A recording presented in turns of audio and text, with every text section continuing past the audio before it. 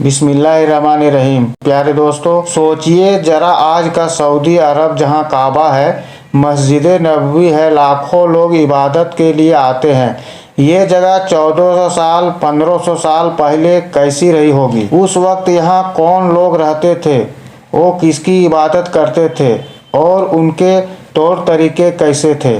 हजरत मोहम्मद मुस्तफ़ा सल्लल्लाहु अलैहि वसल्लम से पहले का अरब देश कैसा था, यह जानने के लिए हमें थोड़ा नहीं बहुत पीछे जाना पड़ेगा। इतना पीछे जहाँ से इंसान की पहली मौजूदगी का जिक्र मिलता है। इस्लामी मान्यता के मुताबिक इस दुनिया में सबसे पहले जो इंसान पैदा किए गए उसका नाम हजरत आदम अलैहिस्सलाम। मुसलमान उन्हें सिर्फ पहला इंसान ही नहीं बल्कि अल्लाह का पहला नबी भी मानते हैं। यही हजरत आदम अलैहिस्सलाम यहूदियों और ईसाइयों में एडम के नाम से भी जाने जाते हैं। इस्लामी तालीम बताती है कि हजरत आदम अलैहिस्सलाम एक खुदा की इबादत करते थे और उनकी औलादें भी उसी अल्लाह को मानती थी। कई सदियों तक लोग तौहीद आनी एक अल्लाह की बंदगी पर कायम रहे, लेकिन वक्त के साथ लोग बदलते गए और फिर ऐसा वक्त आया जब इंसान अल्लाह को छोड़कर दूसरी चीजों को पूजने लगे। यही वो मोड़ था जहां हजरत नूह अलैहिस्सलाम का दौर शुरू हुआ।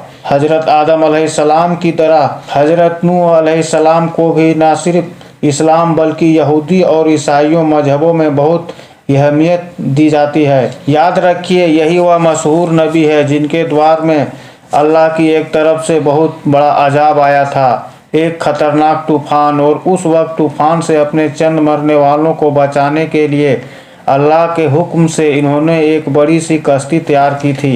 यही तूफान और कश्ती का किस्सा इतना मशहूर हुआ कि आज भी दुनिया भर में, खास तौर पर वेस्टर्न कंट्रीज में इस पर कई फिल्में और सीरियल बन चुके हैं।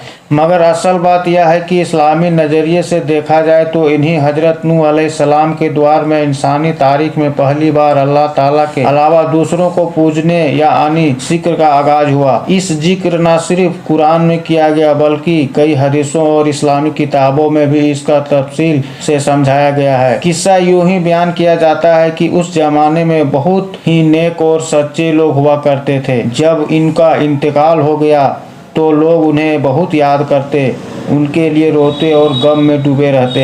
ऐसे ही हालत में शैतान आया और लोगों को यह मशवरा दिया कि क्यों ना इन नेक लोगों को याद में उनकी मूर्तियां बना ली जाए। लोगों ने पहले तो इन्हें सिर्फ यादगार के तौर पर बनाया, लेकिन वक्त के साथ उन्हीं मूर्तियों की पूजा शुरू हो गई और वहीं से शिर्क की शुरुआत हुई। अब अगर खास तौर पर बात करें अरब की उस इलाके की जहां आज मक्का, मदीना और ताइफ जैसे शहर मौजूद हैं, यानी आज का सऊदी अरब, तो इस हिस्से ही की समझ ले कि हमें हजरत इब्राहिम अलैहिस्सलाम के वक्त की तरफ लौटना होगा। हजरत इब्राहिम अलैहिस्सलाम, जिन्हें यहूदी, ईसाई और मुसलमान तीनों ही मजहबों में बहुत बड़ा दर्जा दिया गया है।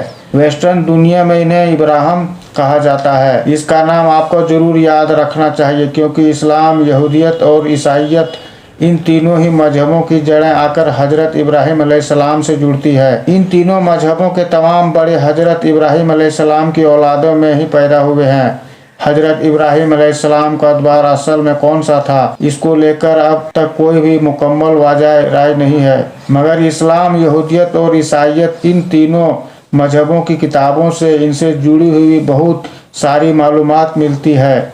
आज के दौर के कुछ मुमकिन और आर्कियोलॉजिस्ट ने जो अंदाज पेश किया है उसके मुताबिक मुमकिन है कि हजरत इब्राहिम अलैहिस्सलाम का द्वार तकरीबन 200 से 1700 साल ईस्वी के दरमियान रहा हो। इसका मतलब यह हुआ कि हजरत ईसा अलैहिस्सलाम से 1000 से 2000 साल पहले, और आज के दौर से देखा जाए तो 3700 साल पहले, 4000 साल पहले हजरत इब्राहिम अलैहिस्सलाम इस दुनिया में तशरीफ लाए। अब जो बात बहुत अहम है वो यह है कि हजरत इब्राहिम अलैहिस्सलाम पैदा हो गए तो उस वक्त वो इलाका आज के दौर का इराक कहलाता है, वहीं की एक बस्ती में इनकी पैदाइश हुई थी।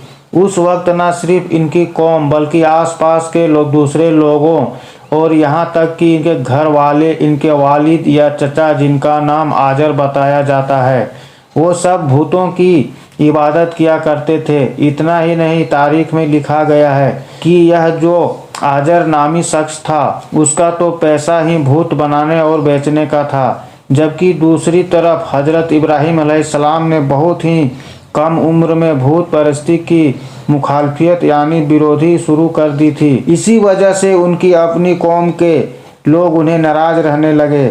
यहाँ तक कि उनका यह जो चाचा या वालिद था उसने भी तो धमकियाँ देने शुरू कर दी थी। अब एक वाक़या जो बहुत मशहूर है और जिसे कुरान शरीफ में जिक्र किया गया है वो यह है कि जब एक बार इनकी पूरी कौम किसी जश्न या मेले के सिलसिले में बस्ती से बाहर चली गई थी